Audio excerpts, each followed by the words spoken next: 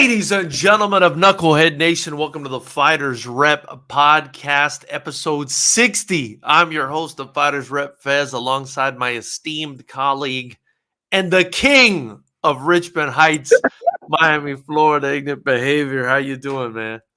I'm good, man. I'm good. Ready to get into it. Had a good weekend. Yeah. Well, okay weekend. My 49ers lost. We got injuries. I'm upset about that. Yeah. Well, I'm glad the 49ers lost, but besides that, everything's going well off my end. I'm actually sending out a message right now to the coach of Bahram Murtazaliev, who's a friend of mine, right? Yeah? Yep. Oh. I'm trying to see if he'll join the podcast. Damn, you're dropping names, man. Yeah, I'm trying to get him on. It's late notice. I should have messaged him earlier, but I'm trying to get him on. I believe if he's not the head coach, he's definitely one of them because he's in like all the pictures with him on Instagram. It's a guy named Roma Kalantarian. It's an Armenian guy here that I met. Man, I think I met him back in like 2010, Gary, when I was just like 2010, 2012, something like that, when I had just started Fightersrep and I was just interviewing fighters and coaches. And I was told, obviously, and I knew that there was like a big Armenian community in California, and there's a lot of fighters. It was Vanis Martirosyan. I don't know if you remember him. He fought one of the Catterall twins. It was a few of them. I kind of forget some of their names now, but Karan Darbedian is an MMA fighter that also works with Roma. And so I'm hitting him up now. Yeah, I actually congratulated him after the fight because I'm sure nobody thought that his guy was going to win, right? Nobody thought Bahram Murtazaliev was going to beat Tszyu. And what an upset, man. 4th round TKO, Gary, the referee. No, third. Actually, the towel was thrown in. Or 3rd round. That's right. Yeah, 3rd round. The towel gets thrown in, I believe. TKO. Just a vicious result for Tszyu, and a shock, really. I mean, we were expecting him to come back from that Fundora fight and really show out here, and maybe win a title, and it's not what happened. What are your thoughts on this one, Gary? I mean, it's crazy, like you said. I mean, I didn't know much about Baccarat. I'm saying his name right? Baccarat. Bahram. Let's just say Bahram. Yeah. Yeah. So I didn't know much about him. I didn't see, you watch a little couple clips of him. I had never seen him fight before, and you watch a little bit. You're like, all right, dude, look like he's something. But you expected Tszyu to come in because I really thought Tszyu would have won the Fundora fight if he didn't get cut over the forehead and have blood running in his eyes the whole time. Yeah. So yeah. I really thought he was the better fighter between him and Fundora in that fight. And so I'm thinking he's gonna come back, knock this guy out, get a belt, and then probably we got Tszyu and Bud Crawford. This what I'm thinking. But hey, let me tell you something. That was not what I expected. And I feel like Tszyu wanted to keep close to him, close the distance, and walk him down and beat him up because when he was Baccarat, when his jab was strong and quick and fast and good, his movement was good. I'm like, oh, this guy can really box. But he has power though too with it. He can box, but if he catches you, I mean, what's his record in knockouts? 17 knockouts and 23 wins, 17 knockouts. Yeah. So that lets you know right there, he's stumping. And Tszyu caught him sometimes now. Don't get me wrong. Tszyu caught him sometimes. And I think Tszyu probably got overzealous thinking, oh, I can catch him. And I think also he wanted to stay close to him. And, man, he got hit with that left hook. He didn't see coming, dropped him. And I think at that moment it was the Anthony Joshua thing. I don't think he remembers we even have to fight after that. Because when they were talking to him, he's like, what the fuck happened? And like, I don't. His mind wasn't there after that shot. After that shot, he didn't know what the fuck was going on. Yeah, no, I hear you, man. And he got dropped in the second round. He got dropped, I think it was 4 times total. And then was it the 5th time that they decided to stop it? I mean, He was gonna get dropped. The 5th time he was going, and they threw in the towel because.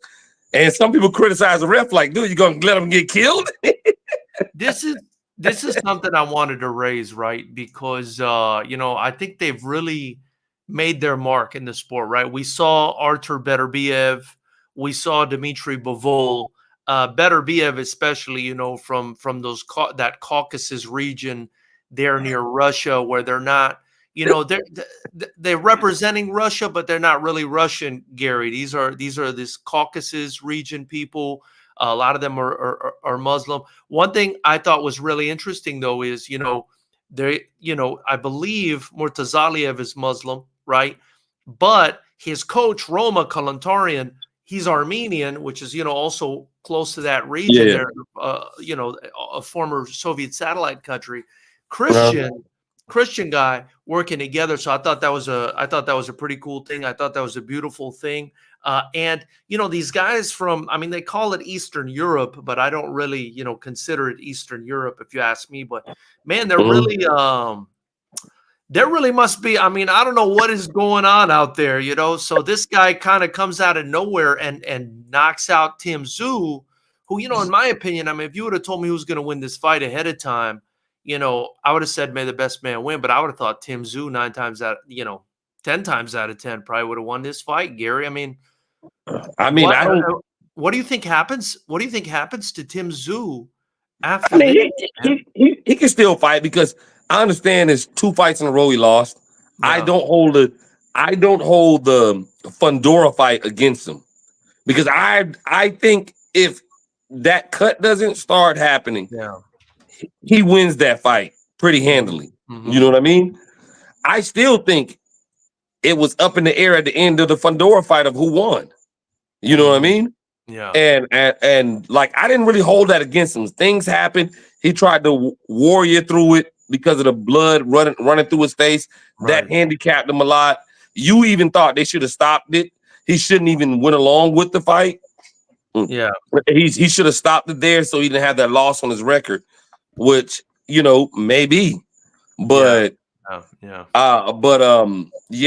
this one, you could tell he took this one different from the Fundora fight. Because after the Fundora fight, he was still in good spirits. He was like, it was a good fight. It's a warrior. It happens. I feel like he kind of felt like, I got this guy, man. I got him. He just, this fight, he was dejected. He almost seemed like he was going to cry at one point. And then later on, he had another interview and he was just like, he called me. He seemed like totally down, like he's But you dust yourself off. AJ lost like this. You got Tyson Fury just lost. This isn't. I like it better. Look, this one hurts though because it's 2 in a row now, Gary. Yeah. 2 in a row is rough. I don't think he took the other one that hard. No, you're right. I didn't see it. I think he thinks, dude, if the blood win, I would have killed this guy. Yeah. You know what I mean? This one getting washed like that, though, dude, he got washed. This was like, and it's crazy because we just seen this with Anthony Joshua. It's like the same thing. To get washed like that. It's one thing to be in a fight and you give it a game. Man, you didn't even last a couple rounds with the dude. Yeah. The dude beat the crap out of you. And listen, dude is the IBF champ. So this was for a title, man. Yeah. Bakram Murtazaliev, shout out to him, the IBF champ, and I guess they thought he was gonna lay down, but he held on to that IBF super welterweight title. Excuse me. Mm-hmm. 3rd round TKO, and I don't think anybody saw this coming. And I mentioned Beterbiev. They're actually both of Chechen descent. So from Chechnya originally. There's also Khamzat Chimaev from the UFC, is another guy, Chechen descent, an absolute monster. So I don't know what about what's the name what about what's the name of MMA that retired? Khabib? Yeah, Khabib. Yeah, so Habib is Is from he? Dagestan. He's from that area, ain't he? Yeah, he's from Dagestan, which is right nearby. You know, these guys are whatever they're doing with regards to combat sports, keep it up, guys. It's working. You know what I mean? Uh, Uh, but but it's kind of yeah, crazy, man. It's kind but of no, but crazy. this is also the thing is like you had people like Terrence Crawford and some other people feeling like they tried to help Tim Tszyu recover by bringing the doctor in and checking him out, giving him more time to recover because they didn't want Tim Tszyu to fuck up the bag because it possibly could have been Tim Tszyu, Terrence Crawford. Yeah, And now you have Terrence Crawford. If he does fight Baccarat, does he have the name of Tim Tszyu? No, but I mean that was impressive knockout. So yeah, I mean I don't know what to think about that. Like, is that a good? What kind of fight is that for Terrence Crawford? If yeah, he goes in there with that guy, I mean, because he looked pretty good. He looked pretty like he can box a little bit. I mean, not a little bit, a lot of bit, yeah, and he yeah. can crack. And I mean, that's somebody who's entered his name, or is it like the Andy Ruiz thing? Right. I don't think so. Me personally, I don't think so. And like you said, those type of guys, they're really hard workers, devout in there. They're not gonna go out and party and be like, let's drink and get Right, crazy and all right, that stuff. right, right, right, you right. know, No, the dedication is there, man, and that's like, like that's like more than 50% of the battle, I think sometimes, what do they say? Hard work beats talent when talent don't work hard, Gary. yeah. And I don't know, I mean, maybe the guy's talented too. I don't know much. I'll be honest, I don't He know looks enough talented. about it. Yeah, yeah. No, So he looks. this is his second finish in a row. The reason I'm surprised as well is 17 knockouts, but unanimous decision against Roberto Valenzuela, unanimous decision against Harry Gray, unanimous decision against Jorge Fortea, Norberto Gonzalez. I mean, a lot of KOs on here, Yeah, but 4 or 5 looks like 5 unanimous decisions. I mean, you wouldn't have expected this guy to go in there and lay Tim Tszyu out. I mean, I just haven't seen it. I haven't seen something like that. and it's the thing, almost like Devin Haney. He kept getting hit with the left and I think here's one. This was a big mistake by Tim Tszyu. You got me? Mhm, mhm. Yeah, yeah, This you're there. this this is a big mistake by Tim Tszyu. Once he got cracked, he kept pressing the guy going forward instead of giving himself time to get his equilibrium. To recover. All right, wake up, recover. Hits immediate, and a lot of boxers do this. Their immediate thought is, I got to get it back. I got to go back in there and get it. But dude, Yeah, you're not all the way there right now. Take a couple rounds off. This was early in the fight, second round. You still got 10 more rounds. Take a couple rounds off, get your bearings back, and go back in. But no, every time he got knocked down, he went right back to press the guy to show him I'm okay. And it's yeah. like, no, you're not. You're not.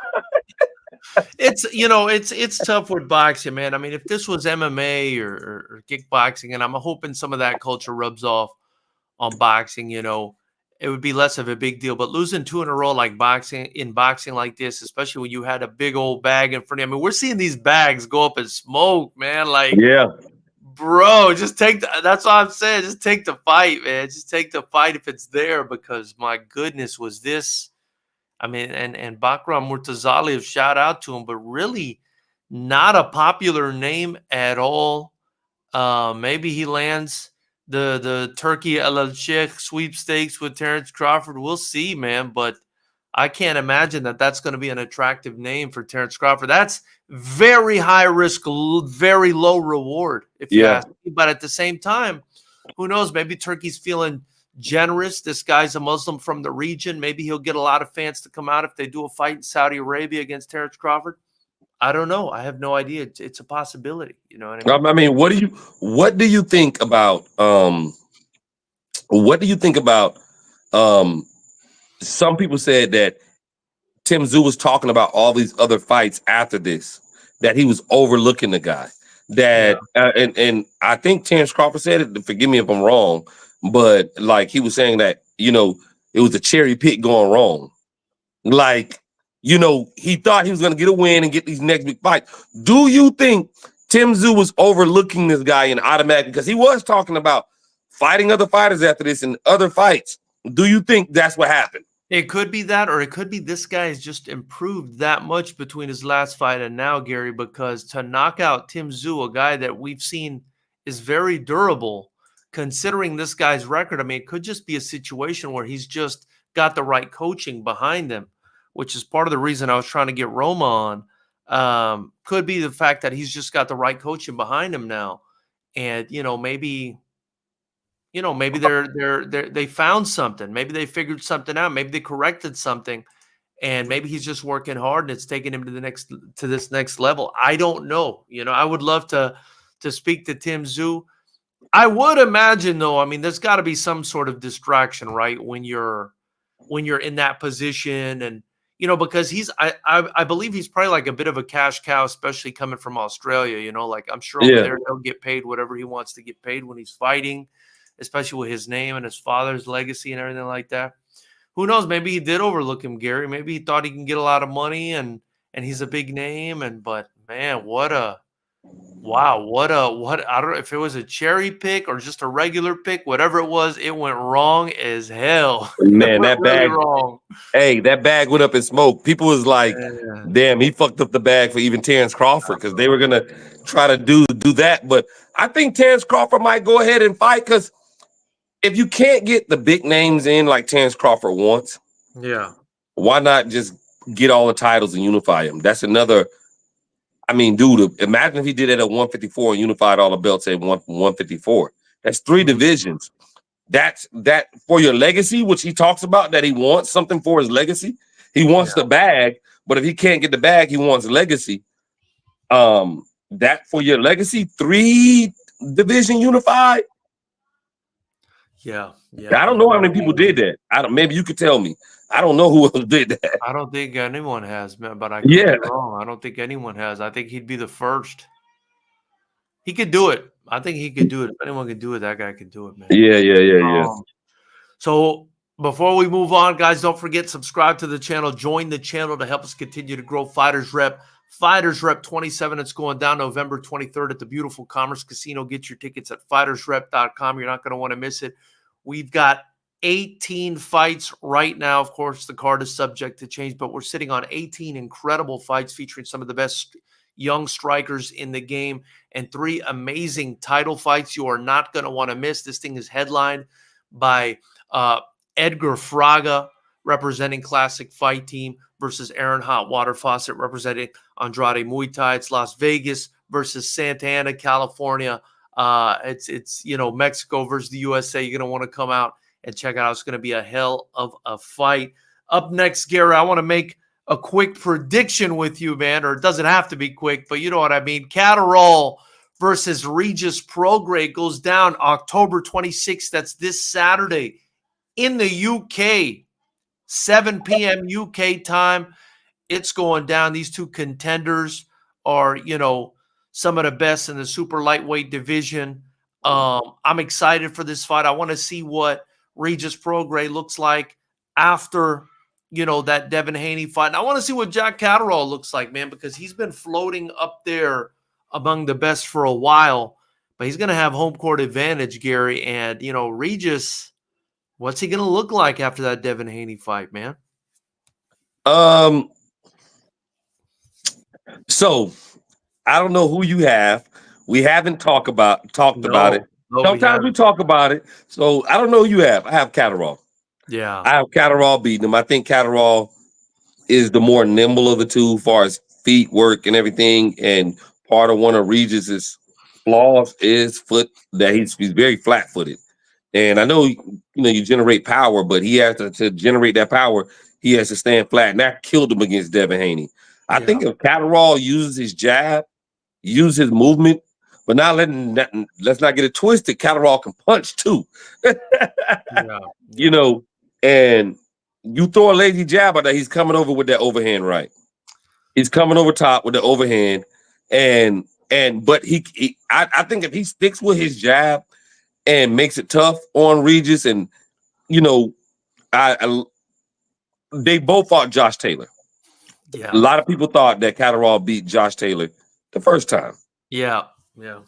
And it was controversial. They did a rematch. Catterall unanimously beat him, and so and Josh Taylor's a boxer, Yeah, and I felt like Catterall showed his boxing skills, like his level of boxing skills against Josh Taylor. Like, for I can sure. box with For you sure. too, and Yeah, I can bang you too. I can yeah. catch you and hit you and hurt you too. And Just and don't then if bang. you Just don't uh, bang me, Gary. Just don't bang me. Continue. we got so what we gotta do, like Karen Run and May, say pause every now and then. We're 20 minutes in, Gary. You know it gets frisky around this time. Normally 20 minutes in, I'm finishing, bro. But anyway, this ain't back in the days like Trick. Yeah. 20 minutes in, I'm having pancakes already. Go ahead. But yeah, God damn it. I just seen Pro grade. something. Pro I know, grade. yeah. I'm sorry. I just see someone scroll across my fantasy that says Mike Evans out the game. I'm Oh, definitely losing fantasy tonight. But my anyway, God. Regis, I think the only way Regis can win this fight is he has to make it dirty. He has to Yeah. stay, he has to smother him, make it dirty, pressure him. I don't think it's gonna work, but he has to, I would say, attack the body, slow the legs down of Catterall. Mm-hmm. And Catterall, like even against Josh Taylor, he found himself in the corner sometimes, trapped up in there. So if you can corner him in the corner and let the shots go off, even though I feel like Catterall defense is pretty solid, is pretty good. Yeah. I that's the only thing I can think, because I think he's more explosive than Regis. Like pushing off that back foot, exploding to a punch, hitting, moving quicker. I think he has Yeah. quicker hands. I don't know who has the power. So Yeah. Yeah. You know, I would agree with you. I think Catterall probably wins a decision in this fight. Um, maybe even a late stoppage.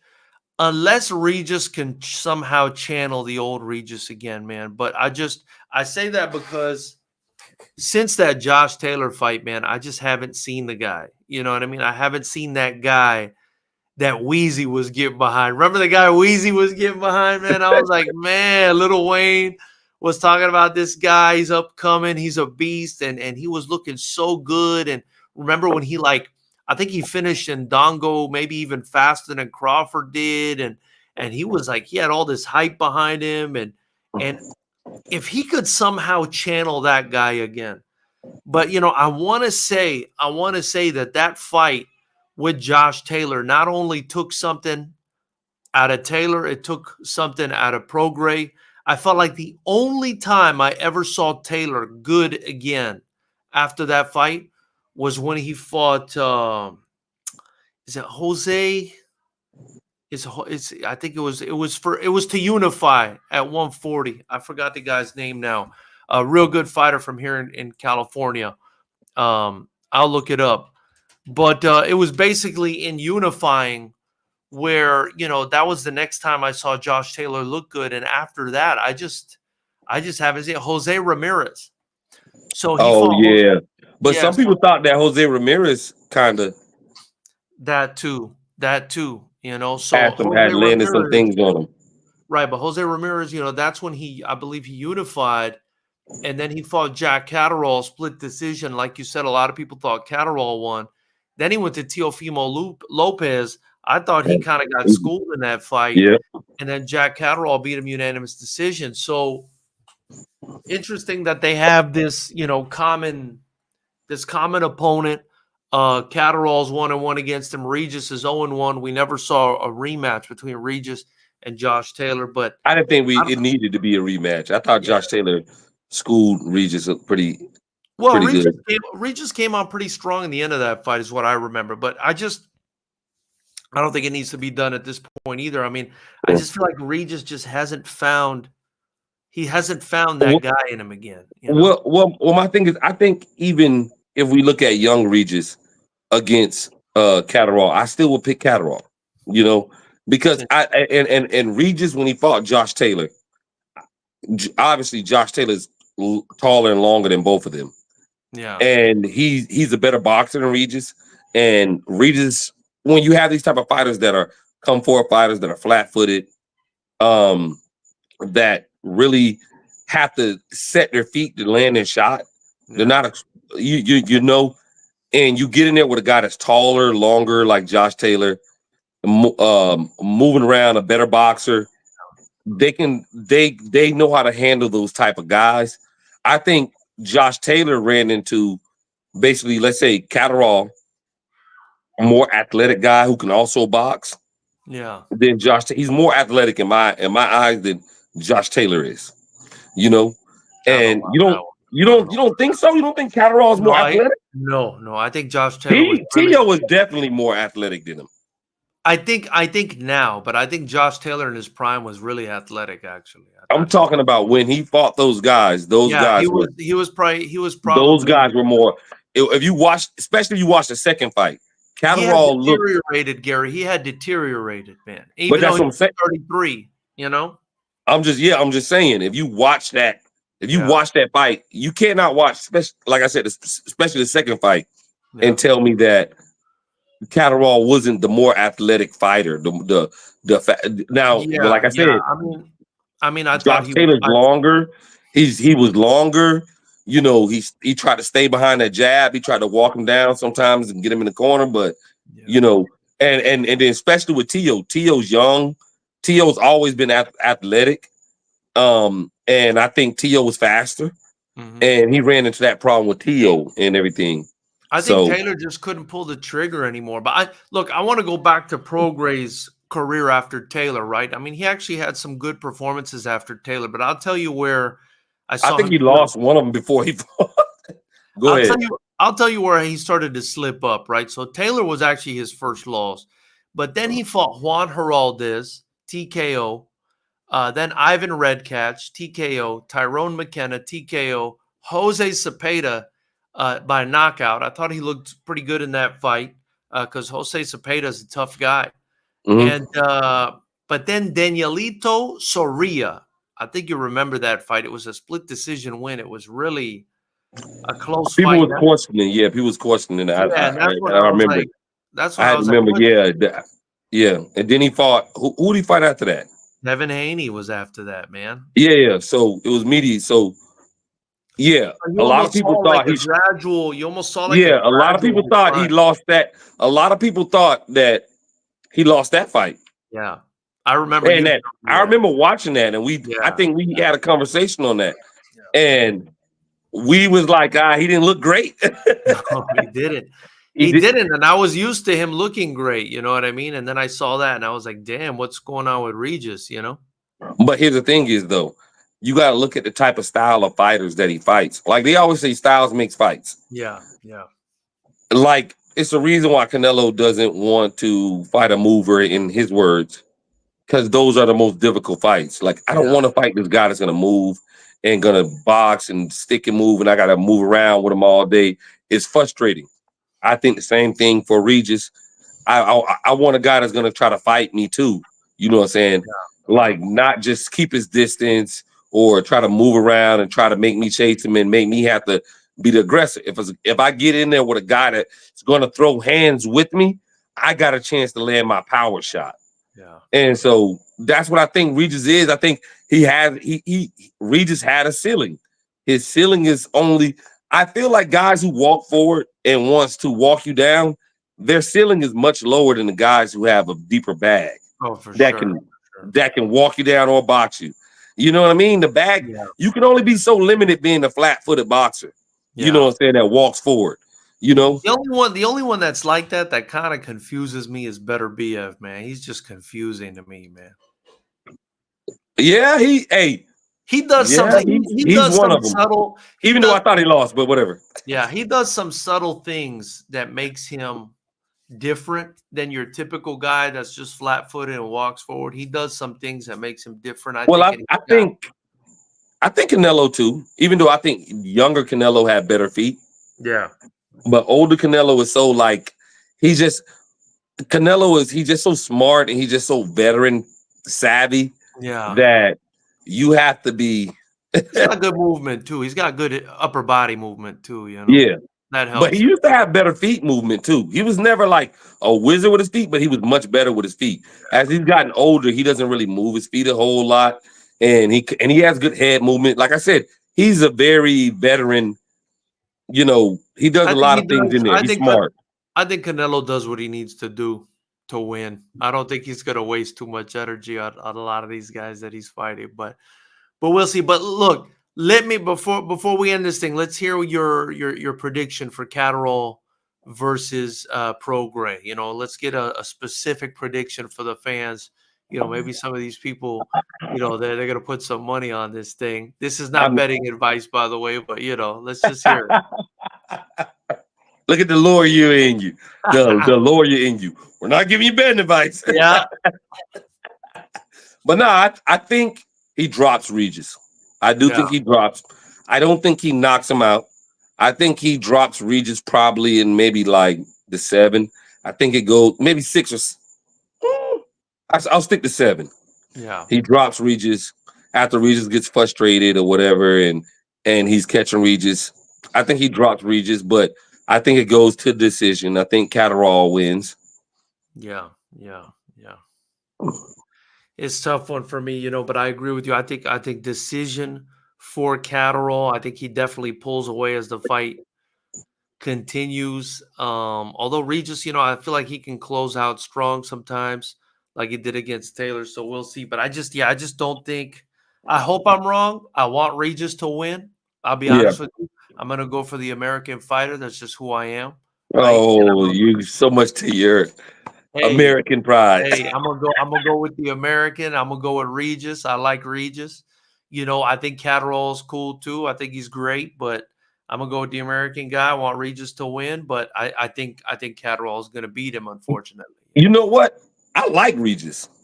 I like his Yeah, personality, me especially too. that New Orleans twang Me too. and how he is. I interviewed him on his channel, right? Oh yeah. Nah, Multiple I don't. times. I don't remember that. You did. Wait, you Yeah. didn't tell me about that. Multiple times. Yep. One time Yeah, I actually no. went out one time because I think he was living in LA for a while and he was training at Churchill's boxing. And one time I went out there and interviewed him in person and it's on the channel. Okay. Yeah. He's Okay. a good Look guy. at George name dropping people this episode.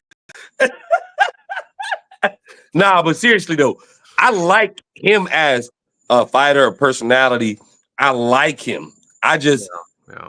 when I look at things, I have to pick who I think. But Yeah. I actually like Regis and the dog that he got in him is. Those are the But closest. Those are the closest guys to us, man. Like as a Florida guy, those New Orleans dudes, those Louisiana dudes. That's the closest thing, in my opinion. yeah. I'm not gonna lie. When I visited New Orleans, I'm gonna end it on this though, right? Because I always thought like Hey, don't get in trouble. Don't get in trouble on the channel. no, but I always thought like like you go to the hood in like parts of Florida, you're like, damn, like you're in the hood, right? You're in a bad Yeah. area, right? Yeah. Like the really bad areas, right? Yeah. And I never felt that anywhere until I went to New Orleans. I was like, oh shit, this is like Miami, like a fucked up part of Miami. In some parts, in some Yeah. parts. Now I will say, like, obviously there's a lot of nice parts, and I thought the food was off the chain, and I loved the drinks, and I loved the partying and the music and the culture and everything else like that. But that was the first time I felt like, damn, like when you're in like a bad part of Florida, you just know it, bro. In California, you don't really know it because like a lot of the places look the same. But you know it in Florida, and it was I don't know, it was something about it. When I was in New Orleans, I was like, man, I feel like I need to get the hell out of here right now, wherever I'm at. You know what I mean? Yeah. So shout out to New Orleans. I actually went and I announced a few times in Baton Rouge. And Man, I gotta get there. I haven't been there yet. I have family members that been there. I was supposed to go, but I didn't go. But I want to go. I've never been there. yeah, I Baton gotta see Rouge. what the jambalaya really is. Oh, baby. Oh, baby. I like that stuff. All that I want to spicy eat at the stuff. Popeyes in Louisiana because I heard it's different. Bro, I was too busy eating at the real Popeyes places and Yeah. crawfish. I'm not gonna lie. We went to some restaurant. They had crawfish done like 3 different ways. I ordered that. It was like the crawfish. It was like 3 different ways of crawfish. I was like, hell yeah, bro. And a hurricane. I think they drink a thing called a hurricane or something. Shit was awesome, man. But yeah, yeah, and the art and the vibe. It was very cool. It was very cool. I heard it was a good time, man. Well, you fuck around and you find out over there. I got a feeling.